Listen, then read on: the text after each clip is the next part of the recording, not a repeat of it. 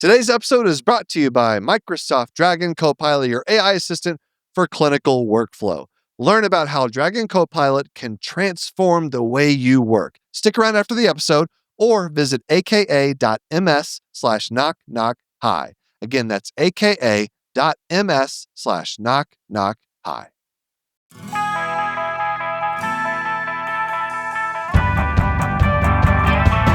Knock, knock.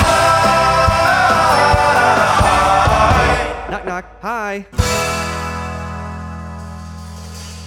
Hello and welcome to Knock Knock Hi with the Glaucomfleckens. I am Dr. Glaucomflecken, also known as Will Flannery. I am Lady Glaucomflecken, also known as Kristin Flannery. So good to be here with you today. Yeah, you're laughing at me. I wanted to know what you're laughing at. I'm laughing at my shirt. I don't know. It just looks funny on the screen here. Yeah, nice try. This is my Meow Wolf shirt. I love that place. That is a very creative place to be. It is a wild world in there, and it's so cool the amount of attention they pay to even the smallest little details. As someone who's very sensory stimulated, yes. You probably needed a nap after that. It was a lot. Yeah, it was pretty overstimulating, but it is fun. Well, we're talking about creativity today. We're talking to someone, Wendy Bryan Lazar, founder and creative director of I Heart Guts, the original Plush organs. We wanted to talk to her just because I'd love, and this is something we touch on in the episode, trying to encourage creativity in the medical field. Yes. Now, she's not in medicine, but she does this very unique thing in a medical adjacent topic, making organs fun. Yeah. And for healthcare professionals, but also for patients. And and so, talking about the creative process, and I remember what Glaucomflecken was like when it first started, when it was just me, writing jokes on Twitter. Yeah. And then eventually, once the pandemic hit, making videos, it got just very time consuming. Mm-hmm. And eventually got to the point where I was good at making the content, but then bad at the other things that really you have to do whenever you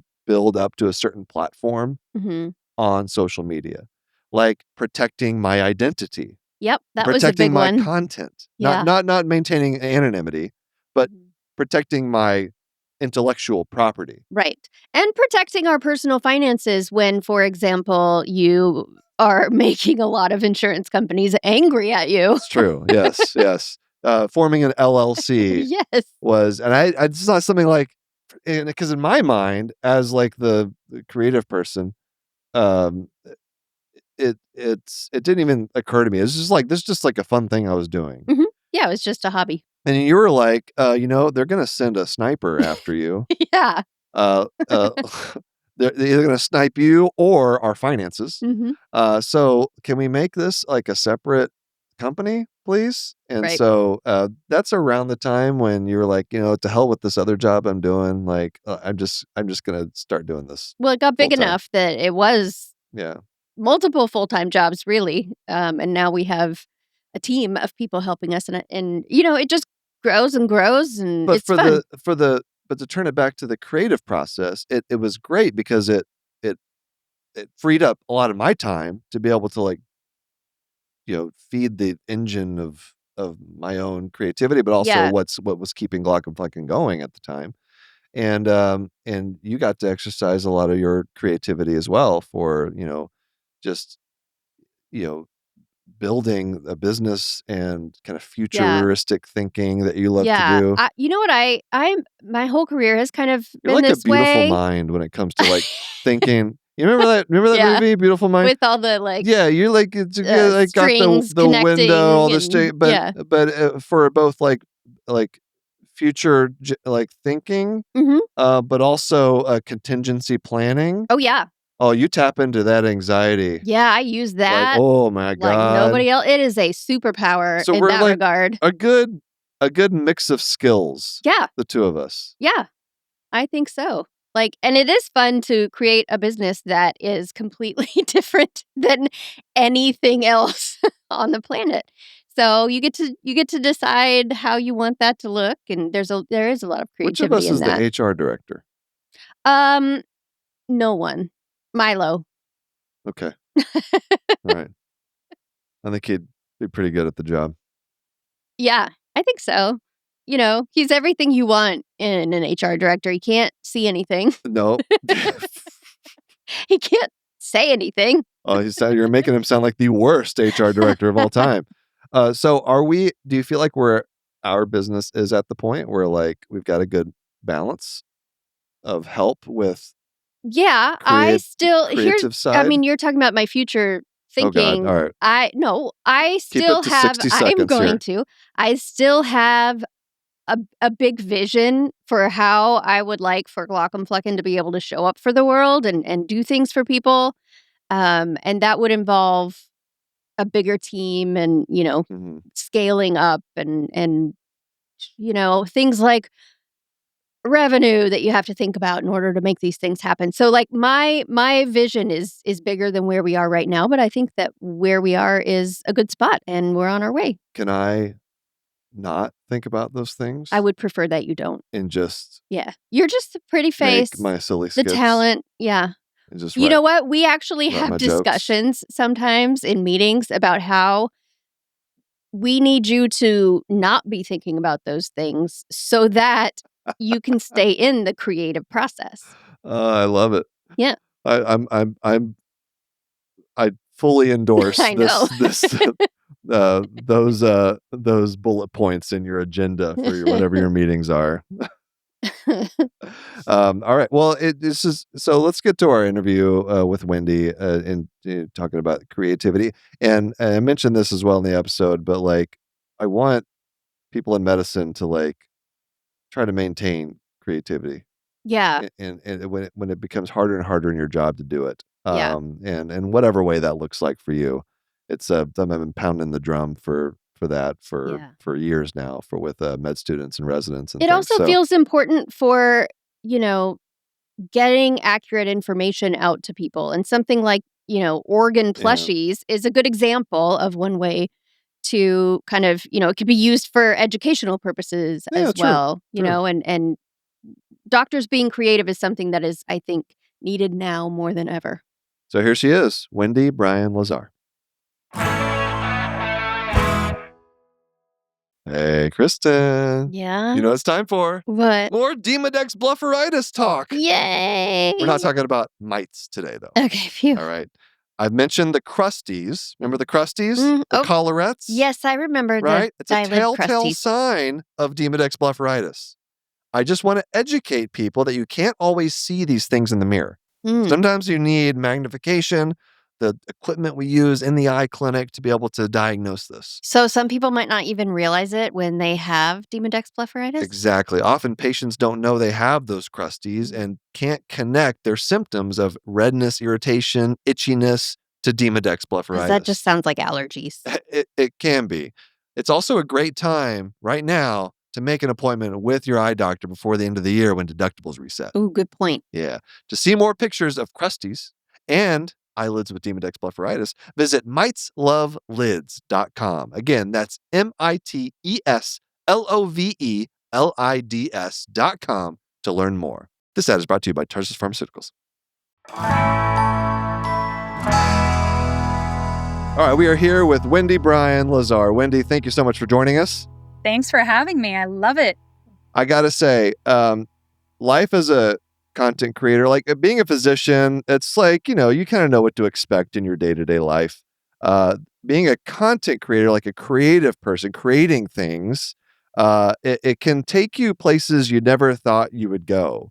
Like right now, like I'm holding a giant penis in my hands. And I got to say, I never really expected to have a giant plush penis. Yes. Yet here we 18 are. inches. Yeah. A lot of thought went into this guy too. Like it moves. Yes. There's a foreskin and it's a pocket. You really Yes. Oh, yeah, that's true. I didn't I even have realize it a was like a matching. pocket. Yeah. Your twin here. Oh my gosh. right So we're here. both. So Wendy has Yes. a penis on her head. We both I have am huge holding- penises. we So If both- you're only listening to this, I you have know, got I to go know. back to the YouTube channel Yeah, you later gotta- and see You what's need a happening. visual. check out You the need a video. visual. You gotta see what's going on there. But He's swimming. so let's just start there. Like, take me through the development of the penis plush. I thing. would love to talk about my penis, as I always do. It was a very long journey, me and my penis. I have to say it was a 3-year long development process, mostly because I'm very slow and I think too much. I overthink too much. So, people have been asking, we had made a uterus, we've made a prostate, we made testicles, we've made a vagina. And then people were like, why don't you have the penis? And I was just like, I don't know. It just seems, who wants that, right? Who wants that? So I started thinking about like, what would the penis include? What would it look like? Would it be flaccid? Would it be hard? Would it be circumcised? Would it be uncircumcised? What color would it be? There was a lot of questions. So I just started thinking Sure. about it. I spent a lot of the time in the aisles of like Target looking at Groot plushes. Cause like, Groot from like Guardians of the Oh Galaxy. yeah. And there was Yeah. like a Groot plush that had the plush, and then they had like a fabric face over it, and you could pull it down. I was like, oh my God, there's the foreskin. This can be done as a plush.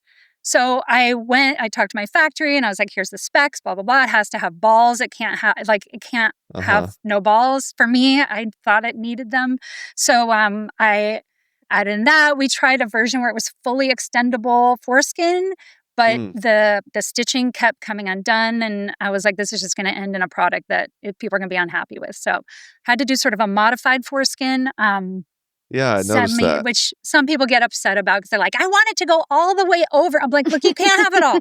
You can have a foreskin pocket. You can have a fully extendable foreskin, or you can have a foreskin pocket where you can put all kinds of stuff in, like your earbuds. If you want to stuff those in there. Choose your penis, please. Choose your penis. You can't have penises. Can't do everything. You can't exactly. We should mention that it's also a neck pillow, so you could bring it on your next flight. So, yes, if you guys are flying soon, hopefully you will bring your schlong with you. Do you remember popples? Oh yes, I love popples. That as you were describing like extendable foreskin over the head of the plush penis, that's what I was thinking of, like the popples. Yeah. That would, like, you're right. they're a stuffed animal, and then they turn into like a basketball or They're something. they have a pouch that you can. Little pouch. Yes, I totally remember those. Those are still around, right? I have no idea. I should know. I think we still have my childhood popples around here somewhere. Oh yeah, my that's mom true. kept them for when I had kids. We and- do it because our youngest daughter is a huge plush stuffed animal type How of old kid. is she? And she's Well, now 10 now. Yeah. But over the course of her life, she accumulated so many that we turned it into a beanbag chair, but not filled with beans. It was like an empty beanbag. That we just bag. put So smart. all like the 200 things in there. That's and so smart. And so it did save some space. Yeah, we were just like, where are we going to put these? I mean, exactly. hundreds. Well, Wendy, it's a problem. It's a storage problem for sure. I want to hear about. So we talk a lot about creativity in medicine because that's something that honestly helped me through some difficult times in my life. Just keeping a connection. I've talked about this in even as high as like commencement addresses. Mm-hmm. Like as you go through medicine, because here's the thing with healthcare, as if you don't already know, and people should know, you didn't come up in healthcare, right? You're I'm just creative a weirdo artist. Yeah, I you do a lot love anatomy, but I'm not a doctor. I'm not a nurse. I did not Right. go to med school. I'm not as smart as you guys. So because sadly, if you're not in healthcare, you're automatically a weirdo, I guess. Is that the Yeah. implication? I'm on the patient side. Yeah. Well, but the thing with medicine is that it beats the creativity out of you. Everything, really? everything is standardized. Everything is algorithmic, and there's still lots of flow charts. There's still pockets of creativity. You can depending on what type of doctor you are or how you set up your job, your practice. But in general, it's less and less over time is the amount of creativity you can bring to your work. And so I'm always telling people hold on to that, because we all have a creative side. We all have things we Sure. like to do outside of medicine. Hold on to that type of thing. And so I want to hear about as a creative person, tell us about your process. I'm curious about this. How do you still maintain that drive to create? Yeah, and what advice maybe do you have as a creative person for people in a non-creative field to hold on to their Sure. creativity? It makes me sad to hear that you don't think medicine is creative, because I think of it, you're constantly thinking creatively, but how do I solve this problem? How do I creative problem solving all the time? Like, how do I fix this or that? And I imagine there's some creativity in patient It's interaction. still there. It's How do you still handle there. this It's type of just person?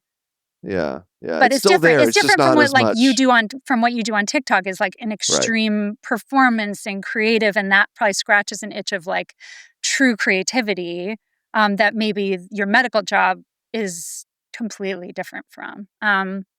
Well, yeah, for creativity, I mean, I'm always scribbling, always drawing. So it's like a disease. I have to draw all the time or I will perish. So, the idea for the organs came out of that, of just like, what happens if you put a face on a prostate? What happens if you draw a cute thyroid? What happens? And just draw it and see if people respond to it or not.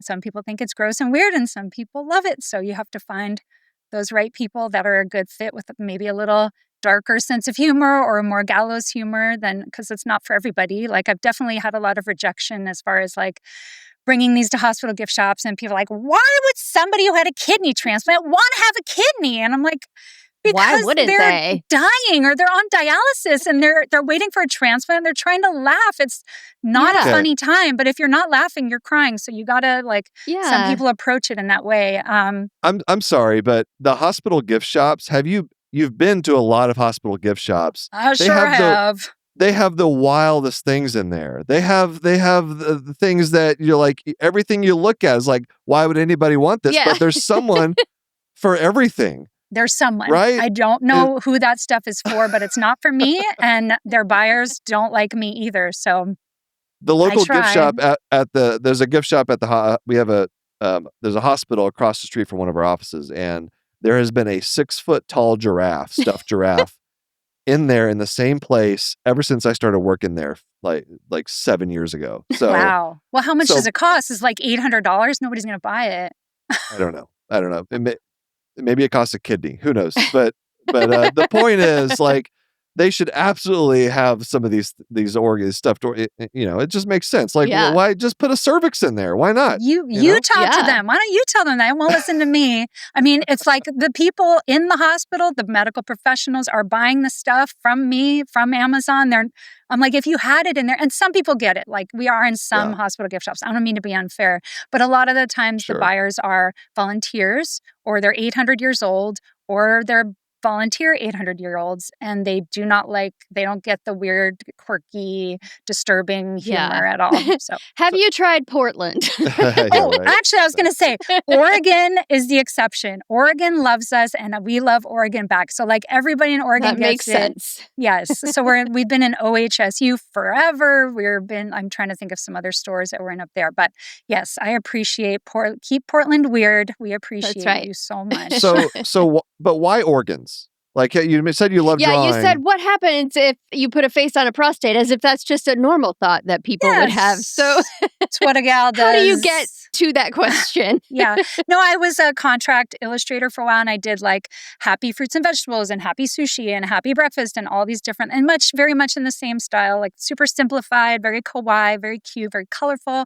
So I was doing that for a t-shirt business, and they're like, hey, Wendy, what other ideas do you have? And I was like, how about bugs, cars, and organs? And they're like, we'll take the bugs and cars, but not the organs. I was like, okay. So I just kind of shelved it and didn't do anything with it. And then my husband was like, you keep drawing this stuff, you should do something with it. So I made some stickers and some buttons, and just kind of like, I built a tiny little website and just put it up as like a weird kind of conceptual art project more than anything else. And then, I mean, I started from a place of, I like this weird idea. It tickles my brain in a way that makes me happy. Like, it's just so fun to take something that's gross and disgusting and make it cute and adorable. And then people wrote in, and I started to understand what the product meant to people, which is somebody be like, oh my God, I have diabetes. Why don't you have a pancreas? And I was like, oh my gosh, I'll draw you one. Or like, my mom's an OBGYN. Why don't you have a uterus? I was like, oh, I'll just draw one. So I just kept adding characters as people requested them. And then, this guy said, my brother gave me his kidney. I would love to give him a kidney back. Why don't you make toys? And I was like, I don't know how to make toys. I have no idea how to make toys. So through much trial and error and screwing up in every possible way, I learned how to make plush toys. And I started with, handmade ones that looked awful, like potatoes with arms. I'm not a great 3D sculptural. I'm very much a 2D gal. So So you made them yourself. I made them myself, and they looked really bad. But that's impressive because just to have to figure out the skills to I don't know, maybe you already knew how to sew and my sewing is horrible. Anyway, long story short, I finally did find a factory to make them the way that I would envision them to be made. Because I can draw what I want them to look like 3D, but I don't know anything about pattern making and 3D-ifying a thing. So I sent in the specs for the art. They sent back samples. I was like, oh my gosh, okay, we could do this. I met a guy who was like, I went to a lot of different art craft fairs in LA and was selling my shirts and selling my pins and stuff. And I had the plush samples, and this guy came up to me and he's like, are these real? And I was like, yeah. And he's like, well, I'm a toy distributor. I could sell these for you. Do they exist? I was like, no, these are just samples. He's like, well, make them and I'll sell them. I was like, oh, okay. I don't know if you watch Breaking Bad, but it's kind of like, I guess like this is the blue meth, and I'm Walter White, and he was Gus coming in and saying like you have a distribution problem. We need to help you distribute. So that was a magical meeting, and that sort of kicked off. At the time, I had just had my first child. It was a horrible time to try out a new thing, but I was like, I just had a baby. I actually had a really heinous childbirth. I had a seizure, and I was out for 18 hours. And these toys were coming out. I was like, my husband was in grad school. I was like, this is the worst time. Also, it was like 2008. This is the worst time to start a business. This is the worst time to go out on your own. Everything about this is a bad idea, but we did it. And I'm still here 20 years later. That is amazing. So, I love my little babies. What is a day like for you? I think people would be interested in that because this is a very interesting job. So, it's take us through.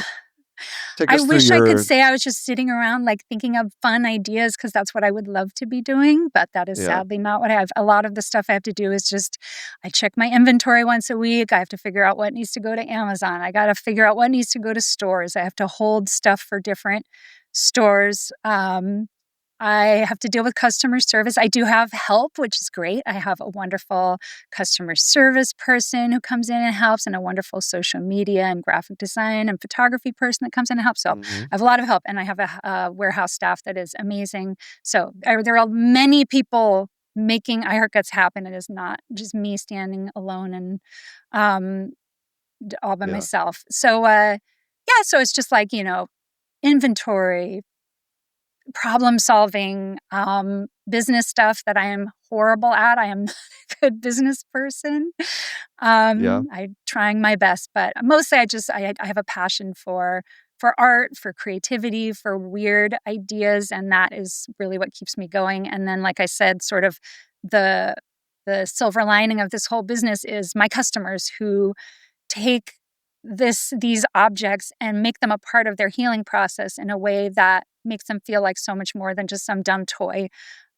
So, I've heard so many incredible stories and learned so much about the human body, which you guys already know because you're doctors, but learning about all these different things that people go through and all the many ways that things can go wrong, and the incredible resiliency that people have for going through the stuff that they go through, having your stomach removed when you're 25 and having this mom wrote in and she's like, oh, I'm buying 2 stomachs for my kids because they both had total gastrectomies, and I thought it'd be so hilarious to give them stomachs for Christmas. And I'm crying how do you live without a stomach? I love to eat, and just living without a stomach sounds so horrible and hard, but they're alive. Right? You're alive. You have no stomach, but you're alive. You have a feeding tube. You have an ostomy bag. You're alive. And it's amazing. And people are incredibly strong. I now have a testicle that I haven't had for a number of Right. years. I wanted to ask you more about that. Didn't I send you 2 balls? I only sent you 1. I should have sent you 2. I'm sorry. That's okay. You can. I had Well, one for a while. we have and, a- and Actually, now- you have A 3. little pin. Oh, there you go. You have there's Yeah. 2 that are on the plush penis, so you can have That's these oh, that's true. right. balls. That's true. So you have 3. Now you have 3. You're a medical Yeah. miracle. Yeah. So tell me more about that. That was incredible. Yeah. Well, I just had a seminoma, which is the most common type of cancer that you can get as a young man. So Right. I had my first orchiectomy, and then a few years later, I had the same cancer in the other testicle, which is very rare. It's Really? like way less than it's almost unheard of. Yeah, You're because a it was special another guy. primary cancer. It Yeah. wasn't like that it had spread or it was a I've had reaction to urologists. anything. I've had urologists who have been working for 30 years who say they've had like one person like me. So I really hit the lottery. Yeah. You did. So you did. But I would say I would have loved to get a testicle. I know. If I had known about you, I absolutely would have been buying let these me- things. Let me tell Well, you. now you know. Yeah, like I bought him some Superman boxer shorts. That was the Oh, best I that's could do at the perfect. time. That's But I would have bought this. perfect. Can I tell you Awesome. that the first time I heard about these plushies is I have like a running gag I do on social media from time to time where I like make fun of the spleen, because it's like what does the spleen even do? Right. Like we should why don't we have 2 livers instead? The liver's so much better. Like people have their Oh, spleen removed and they I do okay. know. Sure, there's some things the spleen does do, kind of like pity functions that the human body just lets the spleen have. So mean to the spleen. Oh my gosh. I know. So I had a friend who I met on social media send me your spleen Oh, thing. nice. It's probably in that big bean bag that my Yeah. kid is like. Yes. She probably took it. So I Oh don't know my where it is, God. but I That's do remember. hilarious. And so years later, whenever I came across your stuff again, like recently, I was like, oh, I think that was where the spleen came from, because I remember the face, the smiley face. Yeah. Oh, that's so funny. I love it. You're going to have to do a little surgery on that beanbag chair. See what else is Yeah. in there. It could be other creepy Seriously. parts, I know. like a Charizard and a Squishmallow and a Something. spleen. Right. But you mentioned something that I think Kristin and I can both relate to, which is the business side of something like this. Like Mhm. as it gets bigger, as people start, and it's great, right? Because you have customers, you have demand, you have people that want your product that you're making, that through your creative process, it feels good, right? Yeah. But it does get to the point where, like, the business side of it, kind of the day-to-day operations, it starts to take you away from what you really love about doing this type of thing, right? And so Yeah. how did you manage that? Because it sounds like you have, because you still, hopefully, I didn't hear, but hopefully you still get to spend some time creatively, like I thinking do. of I try new really products hard to and make things. time for it. I mean, I used to draw so much more before I got an iPhone and had children. Yeah. I That'll just had do more it. time. I had more time, and I missed that, and I need to bring that back. I'm going to make a pre-New Year's resolution to try to draw more Yeah. and just create more. Like I just made a new sticker set, and I've been wanting to make a new sticker set forever, but it gets buried, like in all the other. Mhm. There's always a house on fire about something else, so you have to approach that. But I was like, I need to take the time to do that. So it starts for me with hand drawing. I don't love drawing digitally on like an iPad. Some people can do that. I can't. I'm just old school. I love pen and paper and painting. And so I would just write down ideas of different, slogans and different things, different organs that I knew people would want in a sticker pack. So it just started with sketching and drawing, and then I'll put it into Illustrator, and then I'll kind of move things around forever and overthink it a million times. And then you got to come up with the packaging and make it look all pretty, and then put it together, and then somebody makes it, and then it magically shows up in the warehouse. You're just like, oh my God, from this stupid drawing, because I was trying to show my kid, I was just like sitting with my kids and just drawing dumb stuff, Oh, just like drawing my cute. little organs.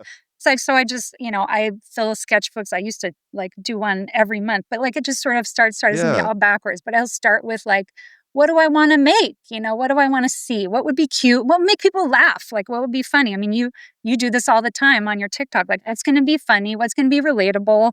What's going to make people chuckle? You make fun of all the different doctor types. Oh, you have a lot of material. You have the spleen to make fun of. A lot of good material. So I'll keep going with that, and then I'm going to show you all my dirty stuff. So like, I'll print it out. I'll put an illustrator, and then like I'll make little notes of like how I think I could change it. So many ways to improve, and then I don't actually have a final sticker set. I wish I could show you that, but anyway. From conception to product, how long does that take? Depends. If it's a plush toy, if you're making if you're making a new plush, making a new plush toy, like we're talking 3 months, 6 months. I would say 6 months from like drawing the specs, sending it to the factory, getting the sample back, and then making the plush from placing an order to actually getting it in the warehouse. That probably takes about 4 months. So, okay. And the sampling is before that. So I have 2 new plushes coming out, and 2 new bag charms coming out. Hopefully in November, if the world doesn't fall apart and my shipping container doesn't fall off a boat. Did you guys see that? No. There was at the Long Beach port. There was, have you ever seen like a shipping container ship? You guys have a port up there, right? And they stack those containers like there's 40 or 100 containers on a ship, depending on the ship. And 67, I don't know if you have children. They fell off. Oh, yeah. We know. 6, 7. 67 shipping containers fell off the boat and into the water. And I was like, oh my God, that is just on top of tariffs and shipping delays, all the nightmarish things that can happen when your stuff is... I don't know what all the fish are going to do with the stuffed penises. Right? There's still, oh my gosh, please. Oh my gosh. We will hope that the penises can swim. But all right, let's take Wendy, let's take a break and we'll come back. Okay. I have a few more questions for you. Hey, Kristin. Yeah. Holidays are coming up. I know. You know what it's time for? What? Being cozy. That's right. I plan to spend most of this holiday season You love curled coziness. up. Yes, in front of the fireplace, a good book, these amazing Cozy Earth pajamas. These are the softest things I have ever Those put look on my real body. nice. Those They're look real nice. amazing. You're almost as cozy as I am. In your bubble cuddle blanket? With my bubble cuddle blanket. You're still wearing that. It's just how I told you, it's how I live now. Okay. Just with this wrapped around me at all times. I can't blame you. And I know exactly what gifts we're giving people for the holidays. I think it's obvious. Absolutely. Cozy Earth, like all the way, all the things.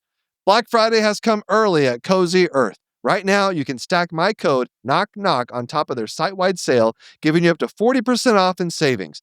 These deals won't last, so start your holiday shopping today. And if you get a post-purchase survey, be sure to mention you heard about Cozy Earth right here on this podcast. Wrap the ones you love in luxury with Cozy Earth. All right, so we're back with Wendy Lazar, and I'm sure you have lots of stories.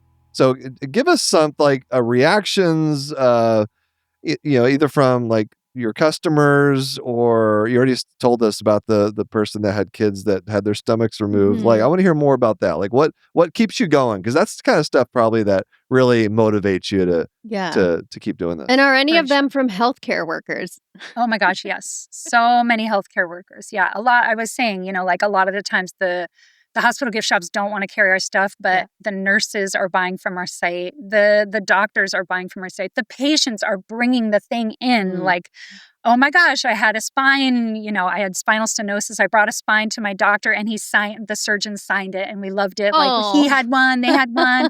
Or a doctor, hepatologist who had a liver and was showing this kid, like, this is the part, like Sharpied on, like, this is the part that we're going to take off, just to like visualize the procedure a little bit. Our eyeballs have been to like the med student ophthalmology conventions and stuff. I've gotten a lot of cute pictures from there. That's right. There we go. I see you. You have the vision. I love it.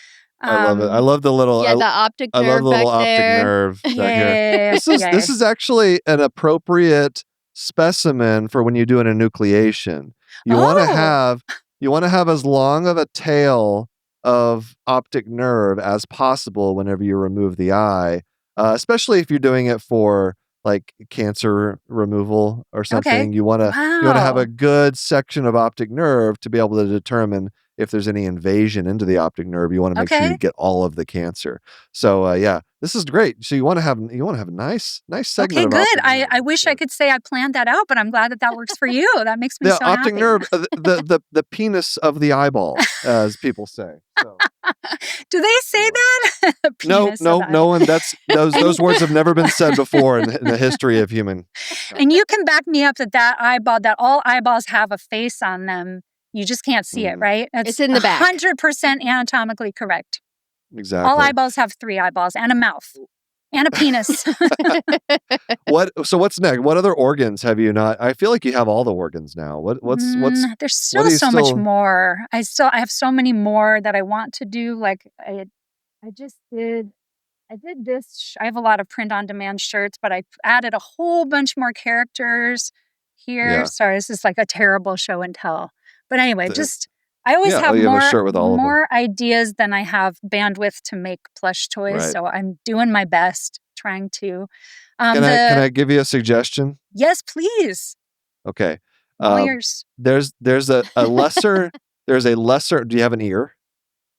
Do you We have an an ear? Do you inner have a cochlea? ear. Yeah, cochlea. Cochlea? Oh, cochlea. Okay. Nice. So there's a lesser known organ called the omentum. Have you heard of the omentum? Yes, is that the one they recently discovered? I want to Google it, but I know I'm not supposed to open a browser. it's been people we've known about it for a long time, but basically it's like this blanket of tissue that kind of covers, just drapes over your internal organs. It's mostly for like immune protection. It's like a lot of your immune system kind of uses the omentum to help kind of fight off things that could get into your abdomen. Okay, so sort of an immune system protective type thing, or just more of a physical barrier? It is both. It's both. It's Okay. you should, after we're done, you should go and look up pictures of the omentum. It looks Okay. like a blanket, so you could Great. do Oh. like Blanket. a blanket omentum with a little Okay. face. I I don't know. love Just it. an idea. I Just an Or love that idea. it could be idea. one of those beanbag sacks that you put all the other organs inside of. Yes, girl. I love that. That would be so fun. It would be like very creepy, kind of like a Silence of the Lambs type skin Yeah. blanket. Right. Now- or maybe it's a pillowcase. I don't know. Oh, a pillowcase would Yeah, be good. Now, would be great. I all would of love your that. organs are happy, but what if organs aren't happy? I do have an unhappy organ coming out for the first you time. do? Actually, no, I did a sad, like I did a black heart many years ago. That was sad. So I guess I did. Yeah. But now I have a sad gallbladder coming out. Spoiler alert. Okay. Okay. I'm not going to show it to you because I haven't released it yet. But That's okay. the gallbladder is always so misunderstood and so quickly Yeah. removed. Poor thing. People are just like, yep, goodbye. You're going. It will be interesting, like how that resonates with people, like different emotions. Yeah. With your products, I've thought about doing like emotions would be a fun one to do. I would love to do that. There's so many things I'd love to do. I know. There's Just never need enough more. time. Not enough hours in the day. Exactly. I know. It's a lot. But yeah, there's many more I would love to do. It's just a time management thing and getting more help in that area, something like that. I feel like I'm my own worst enemy, where I have a lot of ideas, but actually getting them made and into fruition takes a tremendous amount of time. Yeah. I mean, I tried to do so much of Glaucomflecken by myself, and I could only get so far. And then Kristin came and decided she's like, oh, we're going to turn this into like an actual business. Yeah. I was like, you are spending way too much time. Either you need to give this up or it needs to be worthwhile. Yeah, that's right. So in like to make it, to monetize it, or to... Well, to monetize it, but also to be able to have the bandwidth to explore other creative avenues. You know, it's like, just like you're talking about, like you realized at some point you needed help. And so you went and found some help. And so sometimes we are our own worst enemy. I am. And I feel like I just have to do everything myself. I just have I'm just a kind of a loner kind of guy. Yeah. And your wife is like, why aren't you spending more time with me? Look at me. I'm gorgeous and I'm not- beautiful. Let's hang out more. Let's hang out more. I've had to always attach myself to his projects to get his attention. I know. You know what? that's not- It's a creative process. Like I would be lying if I didn't say my husband was a huge part of like bouncing ideas off of and encouraging me to do this in the first place. Like I would just really rather be drawing little dumb pictures, but he's like, you could like make stuff and then people would like if you just made it yourself. And I was like, oh yeah, okay. So it's like, I feel like it takes teamwork, you know, and especially if it's a creative endeavor, a creative project, it's nice to spend time with your special someone. And it helps sometimes to have that outside perspective too. I don't know. Yeah. Because you get so in the weeds of things. But the way he is with his what he was just talking about, where he felt like he had to do everything himself. And, you know, it just is the same underlying principle as what makes doctors such horrible patients. Yes. They're just like programmed to think that like they are invincible or something and that they're the one that needs to be in charge. I don't know what it is. Yeah. I don't know. That makes a lot of sense. We're a little messed up. But Wendy, I want to thank you so much for coming on and talking with us. We'll let people know. So I Heart Guts. So iheartguts.com. So that's spell out hearts, HEART. I can still spell heart. Hey, you can still spell heart. I haven't listened to a heart in quite a while, but I can still spell the word heart. So iheartguts.com. You can find your products on Amazon, your website. Just search I Heart Guts and it's all there. And you got some exciting stuff coming out in time for the holidays? Yes, I hope so. I don't like to count my shipments before they're hatched, but I really hope they show up on time. There's the Moon Festival in China right now, so that's slowing things down. But hopefully they'll be sailing the beautiful seas and coming over here soon. But such a pleasure to speak with you guys. Thank you so much for inviting me. It was a joy, and I hope that you find your creative balance and your bringing the ideas out there. You've got this. You've got this. You're incredibly creative and prolific. So I hope that you will find ways to collaborate and make more amazing, funny stuff out there in the video world. And thanks for making spleens cute, I guess. Yeah, I don't know. it really does bring so much joy to people, as you've been talking about. We've experienced it ourselves. So trachea, sinuses. It's like dark humor, but cute, you know? Right. It's just sort of like, I'm dying, but I'm laughing all at the same time. Right, which we are huge proponents of. Yeah, exactly. Yeah, it's not for everybody. I get that it's not for everybody. But I love it when I find my people that can sort of cry through the graveyard type people. Right. Laugh through the graveyard. Not cry. Sorry. I need more coffee. All right. Well, thanks again, Wendy. It's a pleasure talking to you. Thank you. It was such a joy. Thank you for having me. Thank you. I'll wave at you from my penis, from the bottom of my penis. Thank you for having us on your show. Hey, my penis appreciates it too. Okay. They can give each other a little kissy. Bye. Bye, friends. All right, Kristin, top 5 favorite organs. Go. Go. You put me on the spot. I know. That's the point. Now all I can think about is the omentum. All right, 1. I mean, you got all the big ones, right? Like liver, 2, sure, heart. 3. I guess I'll have to go uterus. 4. I mean, that's in there. I suddenly can't think of any other organs. Lungs. Very eclectic selection. Omentum, when you put me on the spot. Liver, lungs, uterus. What was the last one you chose? Heart. Okay. Yeah. My mind goes eyeballs blank when nowhere near them. Nope. I stand by that. Tell us your favorite organs. All right. You can hit us up in lots of different ways. Email us, knockknockhi@human-content.com. Visit us on our social media platforms. You can hang out with us and the Human Content Podcast family on Instagram and TikTok at Human Content Pods. Thanks to all the great listeners leaving feedback and reviews. We love it. Leave us a review or comment over on YouTube as well at Glaucomflecken. That's where you'll find it. At Dixie Merchant 1052 on YouTube said, just so you know, you're not simply screaming into the void. I don't think I'm the only person who actually watches controversial content about vaccines, for example, to become better informed. Regarding things that only doctors or other skilled professionals know, social media is a good resource. There you go. We are I reaching agree. people with the information. With That all is the nice to hear. with all the random topics that you Yes, throw at me. right. People are learning things. Full video episodes are up every week on our YouTube channel at Glaucomfleckens. We also have a Patreon. Lots of fun perks, bonus episodes, where we react to medical shows and movies, the monthly eye exams. Those are fun to Coming do. in for their monthly eye exam. Hang out with other members of the Knock Knock High community, interactive Q&A live stream events, ad-free episode access, much more. Patreon.com/Glaucomflecken or go to Glaucomflecken.com. Speaking of Patreon community perks, we should shout out the Jonathans. Patrick, Lucia C., Edward K., Marion W., Mr. Granddaddy, Caitlin C., Brianna L., MP Cole, Mary H., Keith G., Parker, Muhammad L., David H., Kaylee A., Gabe, Gary M., Eric B., Marlene S., Scott M., Kelsey M., Dr. Hoover, Sean M., Ryan N., Jess K., Hawkeye MD, Bubbly Salt, and Johnny D. Patreon roulette time. Random shout out to someone in the emergency medicine tier. Sandra C., thank you for being a patron, and thank you all for listening. We're your hosts, Will Kristen Flannery, also known as the Glaucomfleckens. Our executive producers are Will Flannery, Kristen Flannery, Aaron Corney, Rob Goldman, and Shanti Brick. Editor and engineer Jason Portizo. Our music is by Omer Benzvi.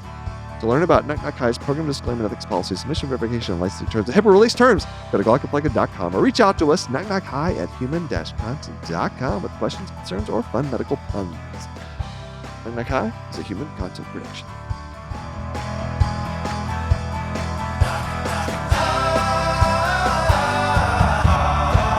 Knock, knock. Goodbye.